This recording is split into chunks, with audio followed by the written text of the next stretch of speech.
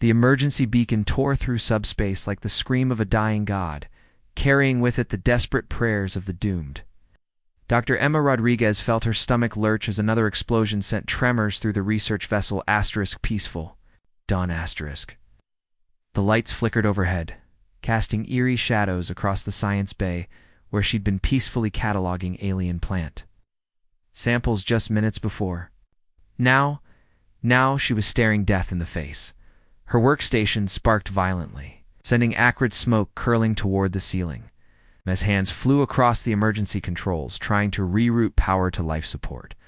But what was the point? They were scientists, not warriors. Their ship had about as much combat capability as a paper airplane in a hurricane. Emergency. Any civilized fleet within range? Ambassador Thek's voice crackled through his universal translator, panic making his forearms shake as he worked. The communications array, Minari diplomats, usually pristine blue skin, had turned a sickly pale shade that Emma had learned meant absolute terror. This is Minari research vessel Peaceful Dawn under attack by Vorthon war raiders. Our shields are down, weapons destroyed. We're completely defenseless. Emma grabbed the nearest support beam as another blast rocked their ship. Through the viewport she could see the sleek, predatory shapes of Vorthon battleships closing in like sharks circling wounded prey. Their hulls gleamed with weapon ports and battle scars. These weren't pirates looking for a quick score. These were professional killers. The silence that followed Thek's distress call stretched like a held breath. Static filled the comm channels, broken only by the distant sound of their hull groaning under enemy fire. Emma's heart hammered against her ribs so hard she was sure everyone could hear it. Somewhere in the ship's corridors, she could hear crew members crying, praying to whatever gods they believed in. This was it. This was how she was going to die, not in some grand scientific discovery or heroic last stand, but cowering in a damaged research vessel light years from home. Her parents would never know what happened to her. Her little sister would wonder why Emma never called again. But wait, had you ever noticed how the universe has a twisted sense of humor?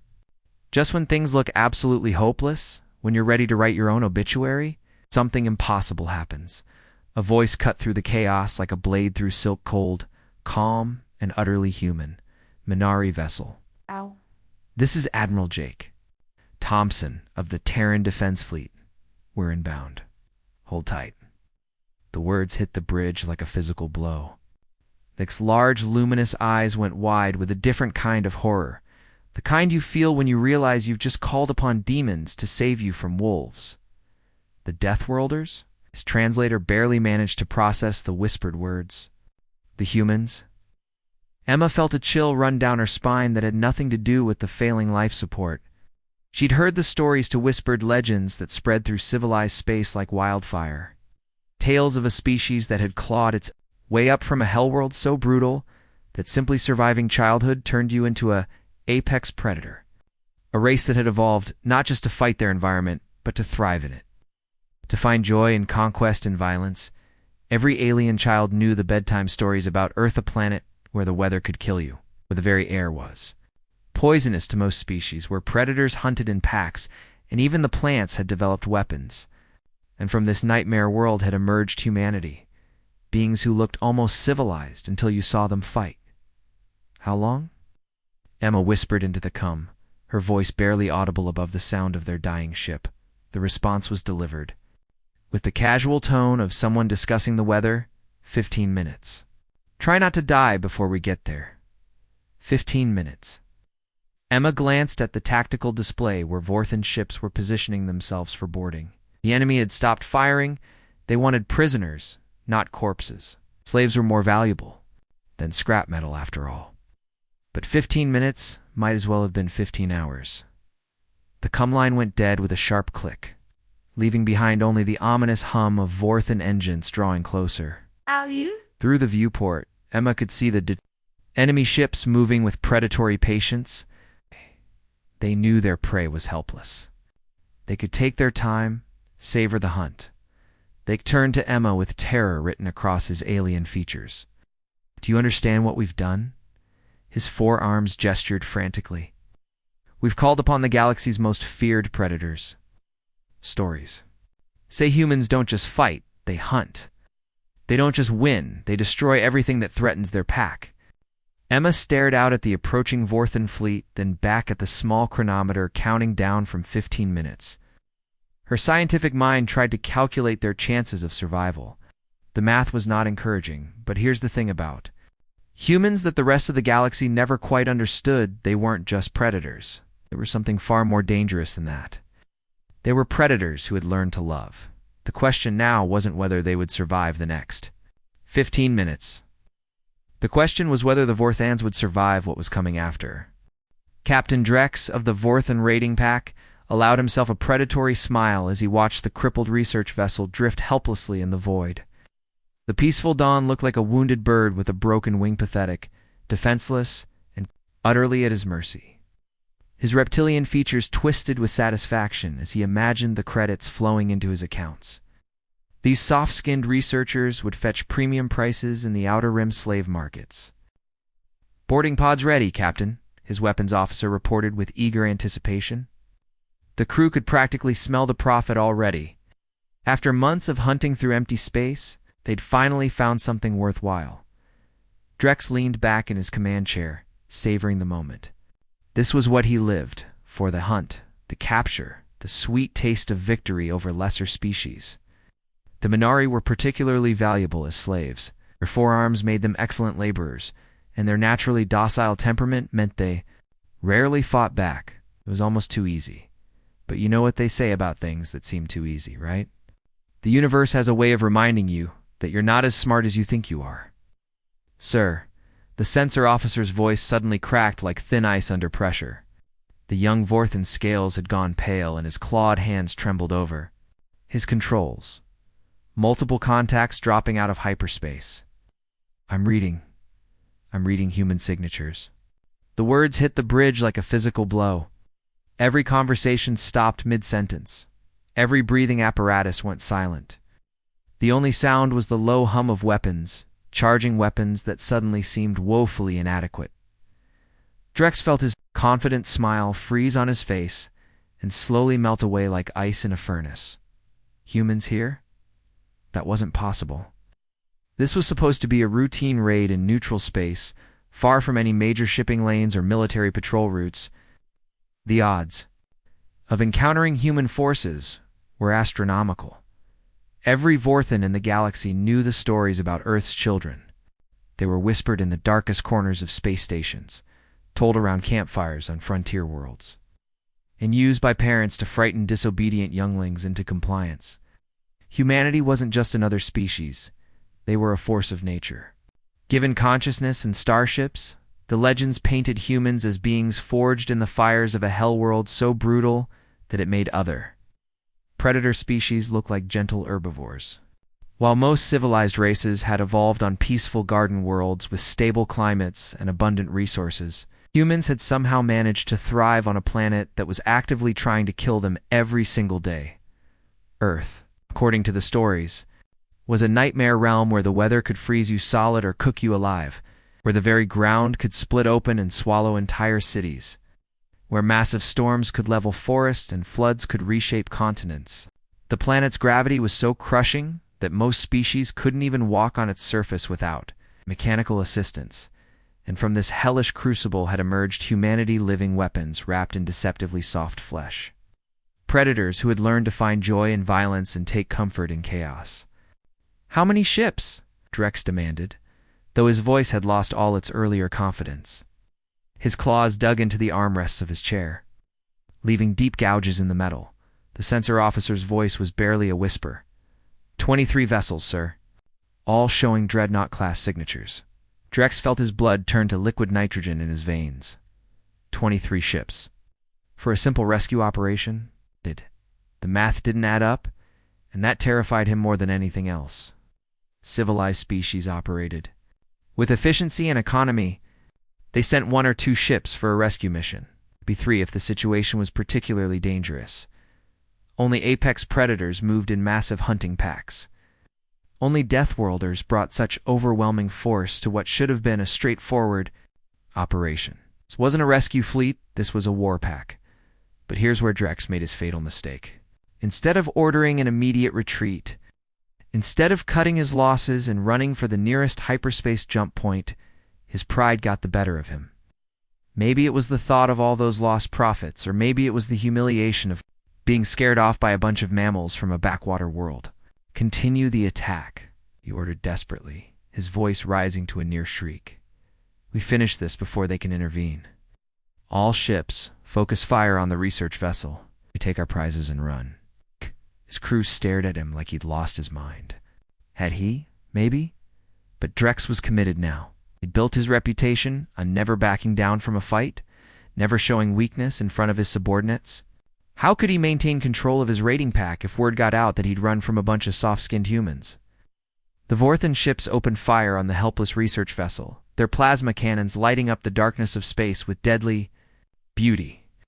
But even as they poured destruction into their target, Drex couldn't shake the feeling that he'd just made the worst decision of his life, and that feeling was about to be confirmed in the most spectacular way possible.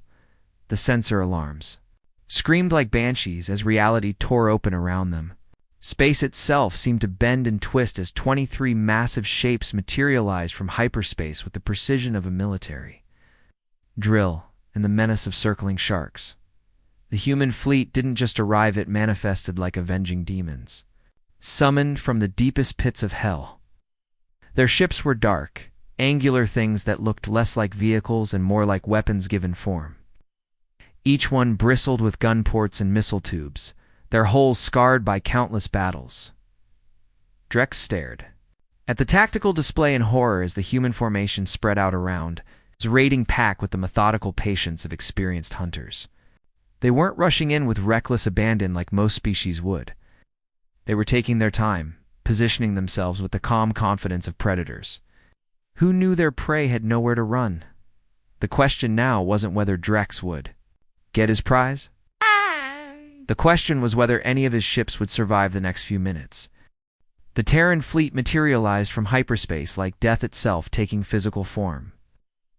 23 ships of war dropped into normal space with the precision of a Swiss watch and the menace of a loaded gun. They didn't just arrive, they took control of the battlefield with the quiet confidence of apex predators who had never met an enemy they couldn't destroy. Admiral Jake Thompson stood motionless on the bridge of the dreadnought, unforgiving, his weathered hands clasped behind his back as he studied the tactical hologram floating before him.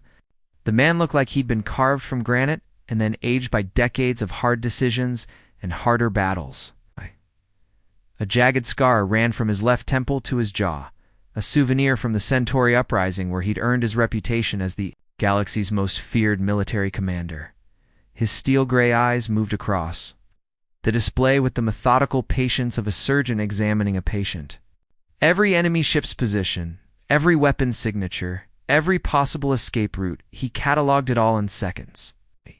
This wasn't his first dance with pirates, and it wouldn't be his last. "Status report." Thompson's voice was quiet, almost conversational. But every officer on the bridge snapped to attention like they'd been struck by lightning. Lieutenant Commander Sarah Davis, his tactical officer, spoke with crisp military precision. "Vorthan raiders, sir. 12 ships in standard hunting formation, targeting the Minari research vessel. They've disabled the Peaceful Dawn's shields and weapons systems. Looks like they're preparing for boarding operations." Thompson's expression didn't change, but something cold and dangerous flickered in his eyes. The Minari weren't just random aliens to him, they were allies, partners in scientific research, and more importantly, they were under human protection. Attack them, and you might as well paint a target on your own back. "Standard pirate formation," he observed, almost to himself. Then that smile appeared, the one that had made hardened enemy commanders surrender without firing a shot. It was cold as a winter morning and twice as deadly. "Gentlemen, it appears we have work to do." But here's the thing about predators that most people don't understand. They're not always roaring and snarling. The most dangerous ones are usually the quiet ones. The ones who smile politely while they're deciding exactly how to kill you. The lead. 8. Vorthan ship's communication request blinked on Thompson's screen. He nodded to his communications officer, and suddenly the bridge filled with the image of Captain Drex. The reptilian pirate's face was marked with ritual scars that were supposed to make him look intimidating. But right now he looked about as terrifying as a house cat facing down a pack of wolves. Human fleet. Drex's voice carried through the bridge speakers, trying to sound authoritative but failing miserably. This is Captain Drex of the Vorthon raiding pack. You are intruding in sovereign Vorthon territory. Withdraw immediately or face the consequences. Thompson's laugh was like the sound of breaking glass, sharp, cold, and utterly without humor. Several bridge officers actually took a step back from the sound. Captain Drex, he said, rolling the name around on his tongue, like he was tasting something bitter. You just made two very serious mistakes.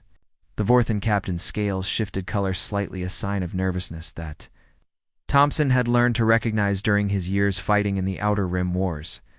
First, Thompson continued, his voice growing softer and somehow more menacing, you threatened our friends. The Minari are under Terran protection, which means harming them is the same as attacking Earth itself. He paused, letting that sink in. Second, and this is the big one, you threatened us.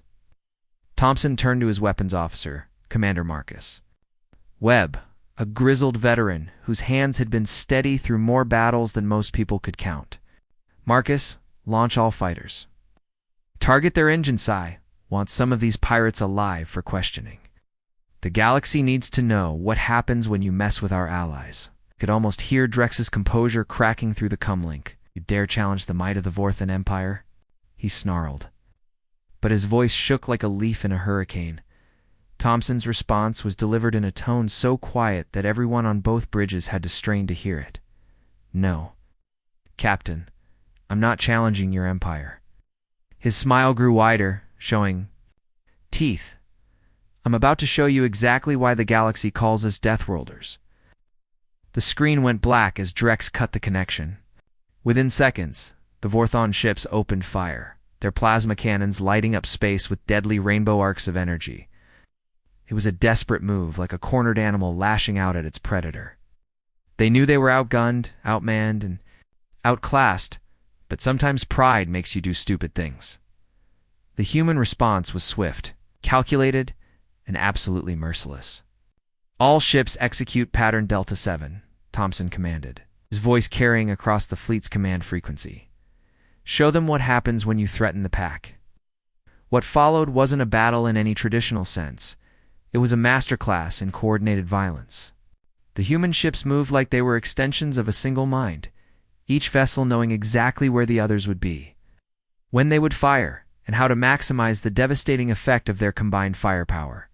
Fighter squadrons launched from the human carriers like swarms of angry hornets, their pilots executing maneuvers that would have been impossible for most species. They wove through enemy fire with the casual grace of dancers, striking with surgical precision at engine mounts and weapon systems.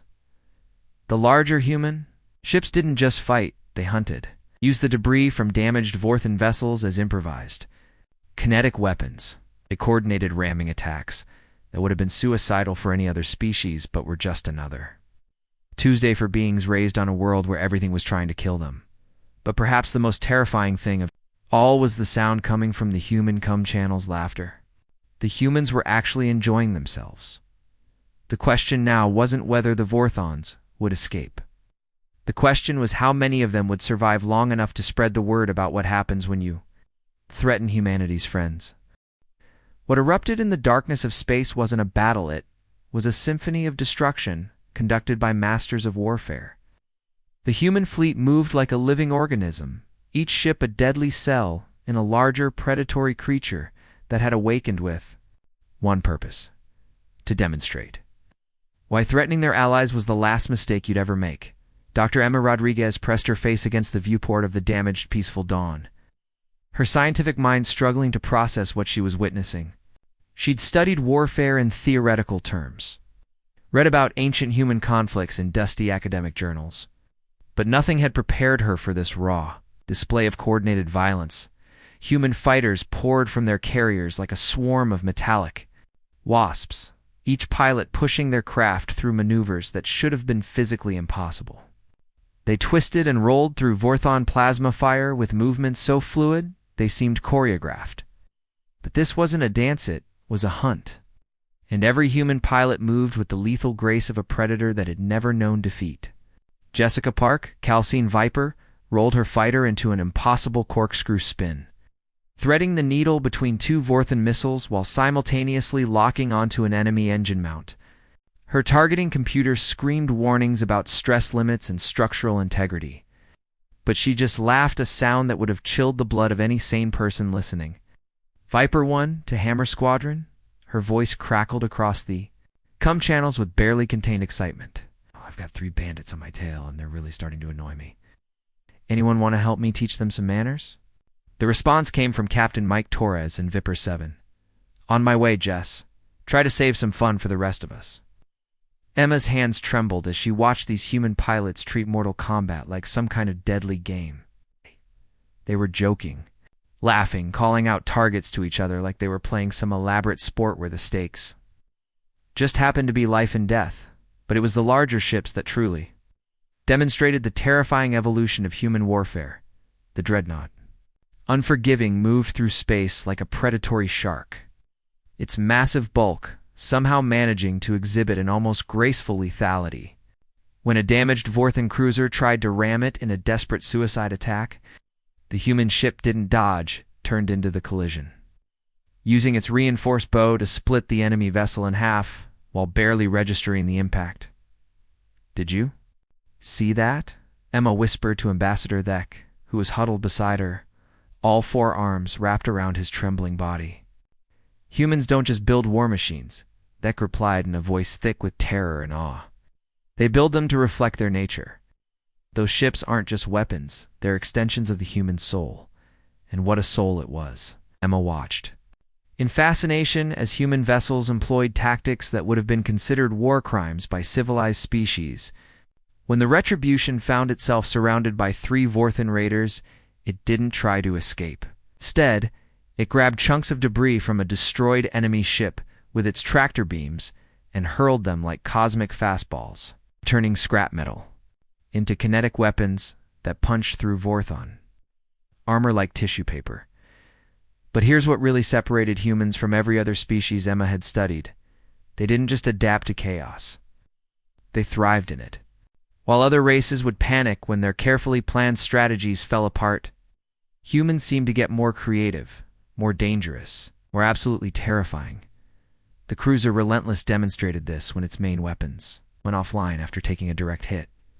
Instead of retreating for repairs, Captain Amy Foster ordered her ship into a ramming attack that would have been suicidal for any other species. But humans had evolved on a world where calculated risks were the difference between survival and extinction. The Relentless struck the Vorthon flagship with the force of a cosmic freight train, its reinforced hull designed specifically for such impacts. The collision vaporized the enemy bridge and sent both ships spinning through space. But only one captain was still laughing as her vessel came to rest. Minari vessel, Admiral Thompson's voice suddenly cut through the chaos as calm and conversational, as if he were discussing the weather instead of orchestrating the systematic destruction of an entire raiding fleet. Status report. Emma grabbed the comm unit with shaking hands. We have wounded, but we're alive, Thek managed to stammer out. Good, Thompson replied, and Emma could almost hear the smile in his voice. Stay clear of the debris field. We're just getting started. Emma looked out at the battlefield where half the Vorthon fleet was already burning wreckage, where human fighters were hunting down the survivors with the patient persistence of wolves tracking wounded prey. The remaining Vorthon ships tried to flee their captains, finally understanding that they'd wandered into the territory of apex predators. But humans had been hunting for millions of years, and they knew that the most dangerous moment was when wounded prey tried to escape. The human fleet had anticipated this flight response with the methodical patience of experienced hunters. Ships that had seemed randomly positioned suddenly revealed themselves as part of a carefully orchestrated trap. Escape routes that looked clear were suddenly filled with human interceptors. The Vorthons found themselves channeled into a killing field. With no way out, Captain Drex's flagship shuddered as something struck the hull with tremendous force. His bridge crew screamed as human Marines began cutting through the outer airlock. These weren't civilized soldiers following rules of engagement. These were boarding specialists trained to fight in the vacuum of space, in zero gravity, in conditions that would kill most species just from exposure. Drex's last conscious thought, as a human Marine's armored boot connected with his skull, was of the soldier's face visible through the helmet visor. It was scarred, weathered by countless battles, and completely without mercy or hesitation. The face of a predator who had found its prey. The question now wasn't whether any Vorthans would survive this encounter. The question was whether the galaxy was ready for the message these survivors would carry back to their empire about. What happens when you threaten humanity's pack? The silence that followed the battle was almost more unsettling than the chaos that had preceded it. Where moments before space had been filled with the screams of dying ships and the brilliant flashes of weapons fire, a gentle drift of debris, and the steady hum of human vessels moving with practiced efficiency through the wreckage, Dr. Emma Rodriguez watched through the viewport as human. Rescue shuttles swarmed toward the peaceful dawn like a coordinated medical response team. But these weren't ordinary medics. These were battlefield specialists who had learned their trade in the crucible of interstellar warfare. People who could perform surgery in zero gravity while under enemy fire and somehow manage to save lives that any sane person would have written off as lost causes. The first human to board their ship was Chief Medical Officer Dr. Lisa Chen, a compact woman whose gentle demeanor completely contradicted the combat armor she wore. Her medical team moved through the damaged research vessel with the efficiency of surgeons and the calm confidence of people who had seen far worse situations and somehow managed to pull miracles out of thin air. Multiple casualties, but nothing we can't handle, Dr. Chen reported to someone over her comm unit as she knelt beside a wounded Minari researcher. Her hands moved with practiced precision, applying emergency medical foam to a plasma burn that would have been fatal without immediate treatment. The Minari physiology responds well to our standard trauma protocols. We'll have everyone stabilized within the hour. Emma felt a strange mix of relief and disorientation as she watched these humans, these legendary Deathworld predators, working with gentle dedication to save alien lives. It was like watching wolves perform delicate surgery, a contradiction that challenged everything she thought she knew about the nature of humanity. But here's the thing about humans that the rest of the galaxy never quite understood. They weren't just predators. They were pack animals, and pack animals protected their own with a ferocity that bordered on the divine. Admiral Jake Thompson appeared in the doorway of the medical bay, like a ghost materializing from the shadows. Up close, Emma was struck by how different he looked from the cold-eyed killer she'd imagined. He was older than she'd expected, probably in his late 50s, with silver threading through his dark hair and lines around his eyes that spoke of too many difficult decisions and too many sleepless nights. But it was his eyes that surprised her most. They were kind, not soft or weak, but genuinely compassionate in a way that seemed almost impossible for someone who had just orchestrated the systematic destruction of an entire pirate fleet. "Your people are going to be fine," he said simply, his voice carrying the quiet authority of someone who had never made a promise he couldn't keep. "My medical team has dealt with far worse situations than this. As for the raiders, we've captured most of them alive. They'll stand trial under Galactic Council law for piracy and attempted slavery." Ambassador Deck, who had been huddled in a corner since the battle ended, finally found his voice. His forearms still trembled slightly, but there was something approaching awe in his large eyes. "Admiral," he began, his universal translator struggling with the emotional complexity of his words, "I must ask why did you come? Humans are known throughout the galaxy for being ... territorial, aggressive. We're not even the same species. We don't share your DNA, your culture, your homeworld. Why risk your ships and your people for us?" Thompson's expression softened in a way that transformed his entire face. The hard-edged military commander disappeared, replaced by something far more human and infinitely more dangerous. Man who had chosen to care about others despite living in a universe that punished such feelings.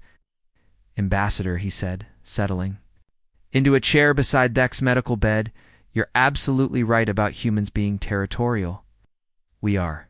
It's hardwired into our DNA. A survival trait we picked up during millions of years of evolution on a world that was constantly trying to kill us. He paused, looking out through the viewport at the stars beyond. But here's what the galaxy doesn't understand about human nature. Our territory isn't defined by geography or species boundaries. Thompson gestured toward the human medical teams, working tirelessly to save Minari lives. Our territory includes our friends, our allies, anyone who stands with us against the darkness between the stars. His voice grew stronger, more confident. The Minari Republic became part of our pack the day we signed that mutual defense treaty. An attack on you is an attack on us. Harm one of our allies, and you'll discover why the rest of the galaxy calls us Deathworlders. Emma found herself leaning forward, completely captivated by this man who somehow managed to embody both overwhelming violence and profound compassion. But the cost, she said. You risked 23 warships, thousands of human lives, for a handful of alien researchers. How do you justify that to your superiors? Thompson's laugh was warm, completely different from the cold sound that had terrified Captain Drex. Dr. Rodriguez, you're thinking like a scientist analyzing costs and benefits, weighing risks against rewards. But pack loyalty doesn't work that way. We stood up, moving to the viewport where human ships were forming up for departure. When wolves hunt, they don't calculate whether saving a pack member is cost-effective. They just do it because that's what pack animals do. As if summoned by his words, the human fleet began moving with the synchronized precision of a military formation. But Emma noticed something that sent chills down her spine. They weren't leaving. They were taking up protective positions around the damaged research vessel, forming a defensive perimeter that would escort them safely home. You're staying with us? She whispered, finally understanding the depth of human loyalty. Until you're safely back in Minari space, Thompson confirmed. We don't abandon our pack. As Emma watched the human fleet settle into escort formation, she realized something profound about the nature of civilization and the role of violence in protecting it. The galaxy's greatest predators had just demonstrated that sometimes, when good people were threatened by evil, it took monsters to save them. The distress call had been answered. The pack had come. The universe was a little bit safer, because somewhere out there, Deathworld predators had chosen to use their terrible gifts to protect those who couldn't protect themselves. But perhaps the most important lesson of all was this: humanity's greatest strength wasn't their ability to destroy, but their willingness to love fiercely enough to destroy anything that threatened those they cared about. The end.